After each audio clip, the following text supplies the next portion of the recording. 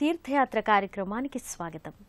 ఇందు గలడందు లేడని సందేహము వలదు, ఎందెందు వెతికినా అందందే కలడు అన్న ప్రహ్లాదుని పలుకులు అక్షర సత్యాలుగా ఆ లీలా తరంగుడైన శ్రీ మహావిష్ణువు కొలువు తీరని స్థలమంటూ లేనేలేదు. సర్వవ్యాప్తి అయిన ఆ స్వామి కేశవ, నారాయణ, మాధవ, మధుసూదన అనే పలు నామధేయాలతో పలు విధాలుగా తన రూప లీలా విన్యాసాన్ని చాటుకుంటున్నాడు. పురాణాలలో ఈ కేశవనామం గురించి భిన్న విధాలుగా వర్ణింపబడి ఉంది. పరమ పావనమైన ఈ కేశవనామ మహిమ వైభవంగా చెప్పబడింది. అలా కేశవనామధేయంతో విరాజిల్లుతున్న దివ్యస్థలిగా చిత్తూరు జిల్లా ములకల చెరువు మండలంలోని సోంపాళ్యం క్షేత్రం అలరారుతోంది. నేటి తీర్థయాత్ర కార్యక్రమంలో ఈ ఆలయ విశేషాలను వీక్షిద్దాం రండి.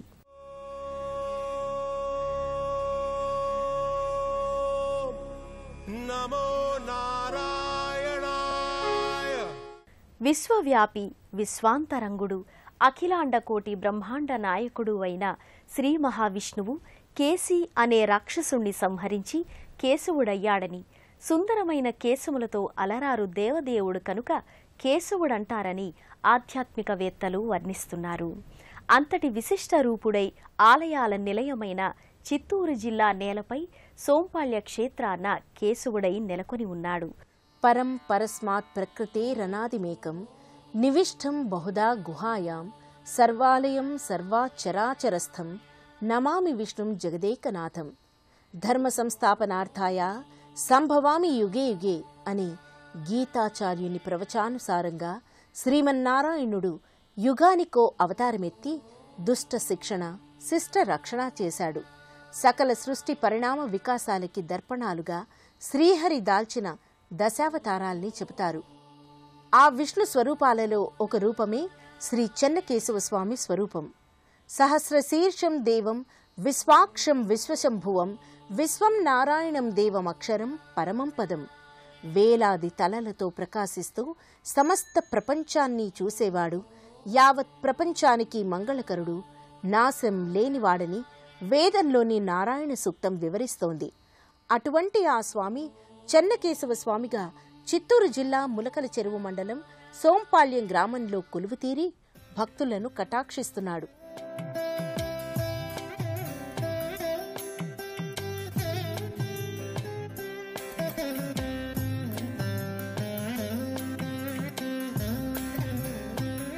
పచ్చని ప్రకృతి సోయగాల మధ్య ఈ పురాతన ఆలయం నెలకొని భక్తులకు కావలసినంత ఆధ్యాత్మిక ఆనందాన్నిస్తోంది.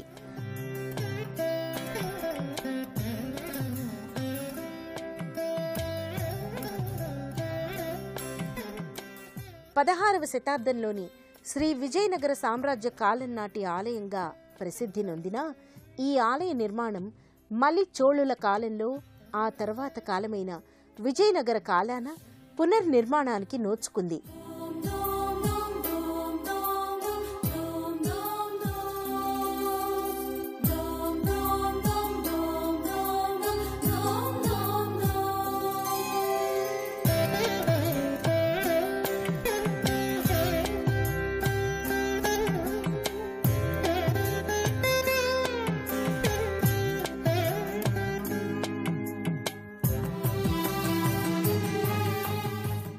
సొంపల్లిగా పిలువబడుతున్న ఈ సోంపాళ్యం గ్రామానికి ఈ ఆలయం సువిశాలమైన ప్రాంగణంలో ప్రాకారాలతో ఎత్తైన దిశలో అధిష్టానంపై వాస్తు రీతిలో నిర్మాణం జరిగింది.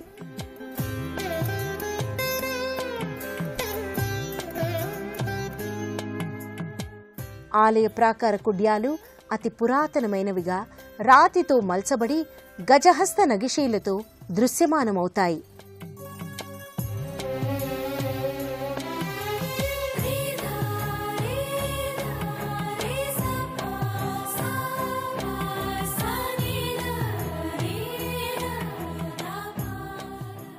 ఏ క్షేత్రానికైనా విశేషమైన మహిమా ప్రాభవాలు ఉన్నాయంటే ఆ మహిమా విశేషం ఆలయ ప్రతిష్టాపకుల, అర్చకుల నిష్ఠాగరిమలకు నిదర్శనంగా నిలుస్తుంది. అమరశిల్పి జక్కన్న కాలం నుండి తపస్సంపన్నులు, యోగులు తపమాచరించిన పవిత్ర స్థలంగా అర్చనాది క్రతువులు నిర్వహించిన పరమ పవిత్ర స్థావరంగా ఈ క్షేత్రం ప్రసిద్ధం. అంతటి పవిత్ర క్షేత్ర ఆలయ గర్భాలయంలో శ్రీ చెన్నకేశవ స్వామి కృష్ణశిలలో దేదీప్య కాంతులు వెదజల్లుతూ భక్తుల కోర్కెలను ఈడేరుస్తున్నాడు.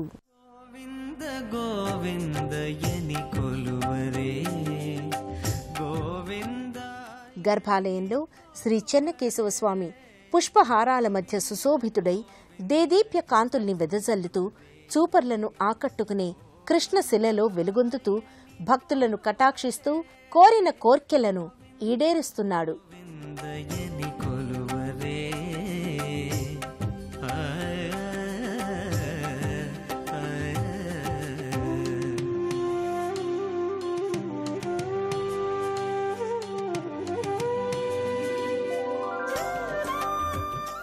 కేసి అనే రాక్షసుణ్ణి సంహరించడం వల్ల కేశవనామం ఏర్పడిందని పురాణ కథనం. శ్రీహరినామాల్లో కేశవ, నారాయణ, అచ్యుత, మాధవ, మధుసూదన అంటూ ఇలా ఎన్నో నామాలు పేర్కొనబడ్డాయి. ఏ పేరుతో పిలిచినా పలుకుతాననే వేదవాక్కు ప్రకారం కేశవ నామధేయంతో శ్రీ చెన్నకేశవ స్వామిగా ఇక్కడ ఆవిర్భావమయ్యాడు.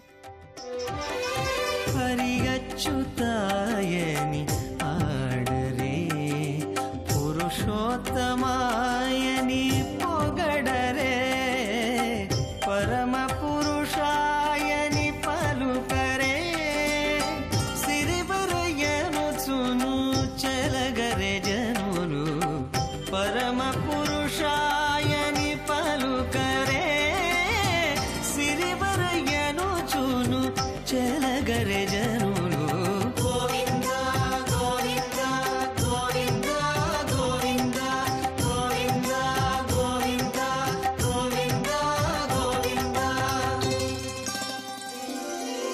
గోవింద గోవిందయని కొలువరే,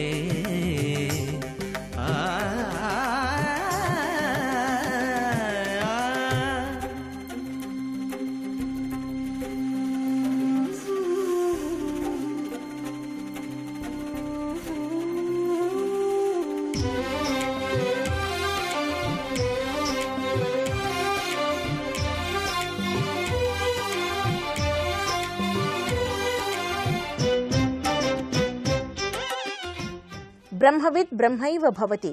భగవంతుణ్ణి తెలుసుకున్న ప్రతి వారు భగవంతులేనని వేదం చెబుతోంది. మనిషి అంతరాత్మ లయమయ్యే ప్రదేశం, తనను తాను మరచి సర్వాత్మనా దైవాన్ని దర్శించే నెలవే ఆలయంగా చెప్పబడింది.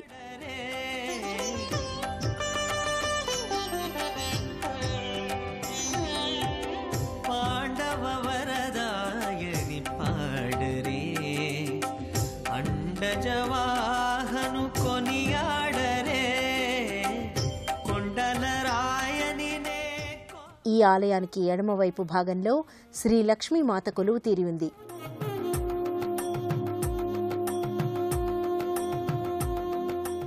ముగ్ధ మనోహర రూపధారి అయి పుష్పహారాల మధ్య సుశోభితగా వివిధ అలంకారాలతో చూపర్లను ఇట్టే ఆకర్షిస్తూ ఉంటుంది.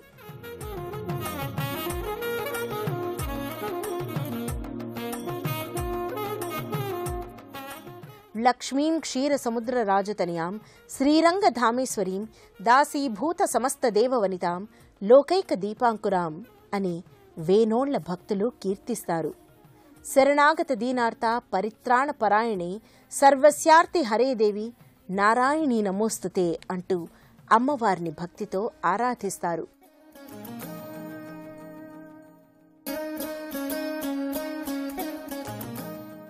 మలిచోళ రాజులు ఈ ఆలయాన్ని నిర్మించినట్లు పురాణాలు ఉన్నాయి. ఆలయం ముందు ప్రతిష్ఠించిన ఏకశిలా ధ్వజస్తంభం 60 అడుగుల పైన, అందులోని శిల్పకళా చాతుర్యం ప్రపంచ స్థాయిలోనే ప్రసిద్ధిగాంచిందని చెప్పవచ్చు. అద్భుత శిల్పకళా సౌందర్యంతో అలరారుతున్న ఈ ఆలయం ప్రశాంత వాతావరణంలో ధ్యాననిష్టకు యోగ్యమైన స్థావరంలో నెలకొని ఉంది.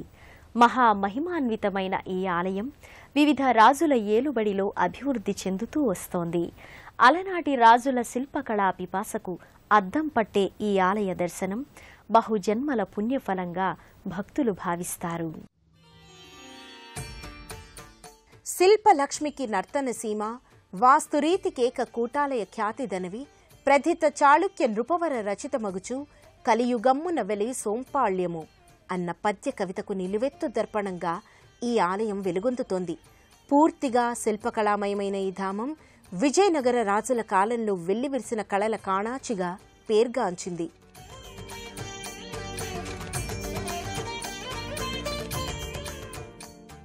ఈ ఆలయ ప్రాంగణంలోనే అలనాటి రాజుల సైనిక స్థావరాలు కూడా కనిపిస్తూ ఉంటాయి. పూర్తిగా రాతితో శిల్పమయంగా తీర్చిదిద్దబడిన ఈ కళాఖండాలను వీక్షిస్తుంటే అబ్బుర పడక తప్పదు.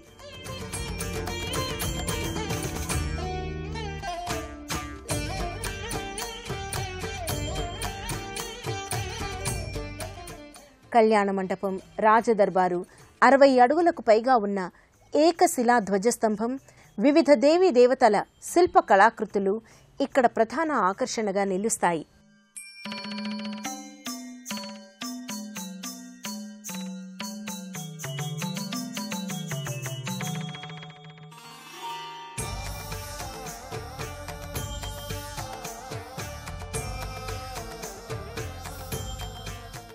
అలనాటి 16వ శతాబ్దపు రాజుల ఏలుబడిలో నిర్మించిన వివిధ రాతి స్తంభాలు, కళాత్మకమైన కట్టడాలు అలనాటి శిల్పకళా రీతులను ప్రస్ఫుటం చేస్తాయి.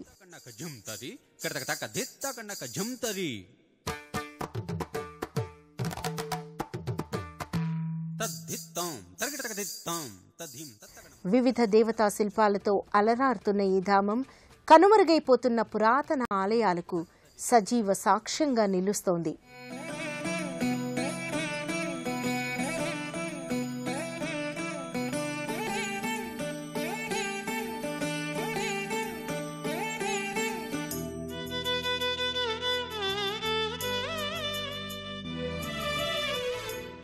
ఇక్కడ లభించిన ఆధారాలను బట్టి చూస్తే అమరశిల్పి జక్ర శిష్యులు ఈ ఆలయంలోని శిల్ప కళాకృతులను మలిచినట్టు తెలుస్తోంది. కలియుగమిటులైన కలదుగా నీ కరుణ జలజాక్ష హరి హరి సర్వేశ్వరా.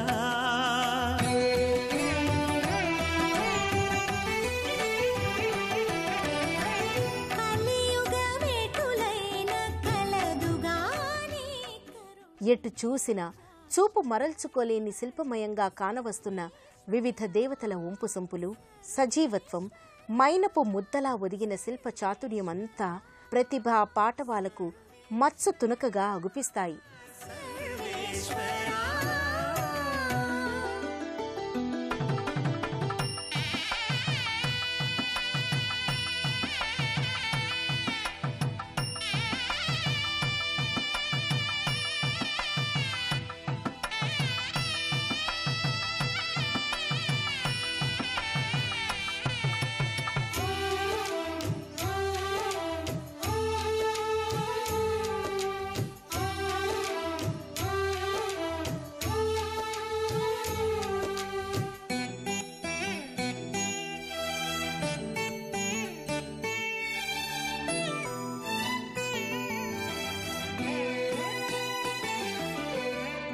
పాపమెంత కలిగినా పరిహరించేందుకు నా పాలగలదుగా నీ నామము. పాపమెంత కలిగినా పరిహరించేందుకు నా పాలగలదుగా నీ నామము. గర్భాలయ ప్రాంగణంలోని వివిధ రాతి స్తంభాలపై శ్రీహరి ధరించిన దశావతార మూర్తి రూపాలు కనిపిస్తూ ఉంటాయి. రామాయణ, భారత, భాగవతాల్లోని కొన్ని మధుర ఘట్టాలను ఇక్కడ సజీవ శిల్పాకృతులుగా మల్చిన తీరు ప్రశంసనీయం. ఈ దేవాలయపు సుందర కళా వైవిధ్యము కళ్యాణ మండప నిర్మాణంలో శిల్ప వైదుష్యాన్నే కాక శిల్పుల ప్రతిభను ఎత్తి చూపుతుంది. కలియుగమిటులైన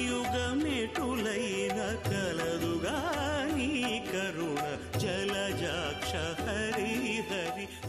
ఈ ఆలయంలోనే ఒకవైపు సమభంగ భంగిమలో అంజలి ఘటిస్తున్న దేవతామూర్తుల శిల్ప కళాకృత విగ్రహాలు నెలకొని ఉన్నాయి. నర్తకీమణులు, శిల్పాలు చూపర్లకు కనువిందు చేస్తూ ఉంటాయి.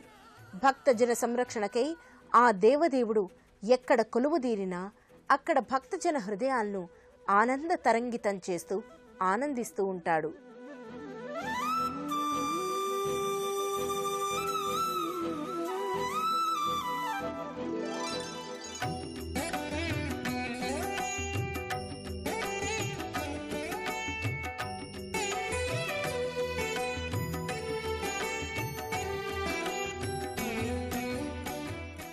అనిర్వచనీయమైన ఆధ్యాత్మిక అనుభూతికి, ఆత్మానందానికి లోను చేసే ఈ క్షేత్రానికి విశేష పర్వదినాల్లో ఎంతో మంది తీర్థయాత్రికులు తరలి వస్తారు.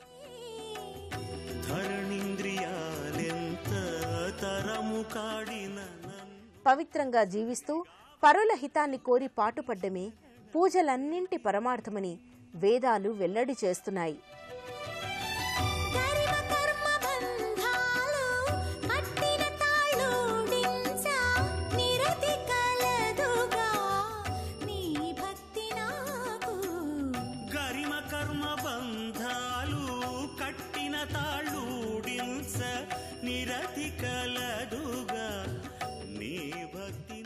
ఈ క్షేత్రానికి సమీప దూరంలో శ్రీ కోట చౌడేశ్వరి ఆలయం ఉంది.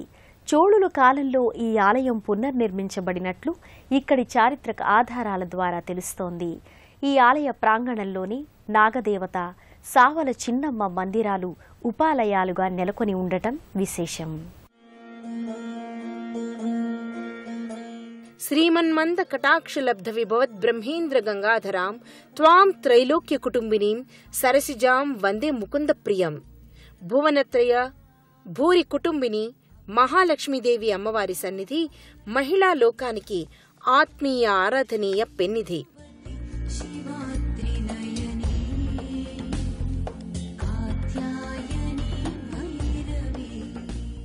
స్వర్ణవర్ణ సింహతోరణ శోభతో తలాట స్తంభోపరితల సింహ హంసాది లోహ ముద్రలతో పీతాంబర వర్ణ నేపథ్యంతో అమ్మవారు తన మందిరంలో సౌందర్య లహరిలా తుణికిసలాడుతూ ఉంటుంది.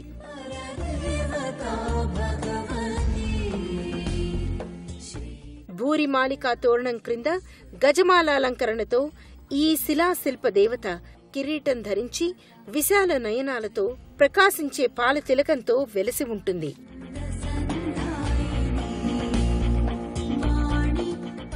నవరత్న తాటంక శోభ, నాసాభరణ భాసురత, మణిమయ హార భారాలంకృత జగన్మాత సుందరవదనంతో దరహసిస్తూ ఉంటుంది.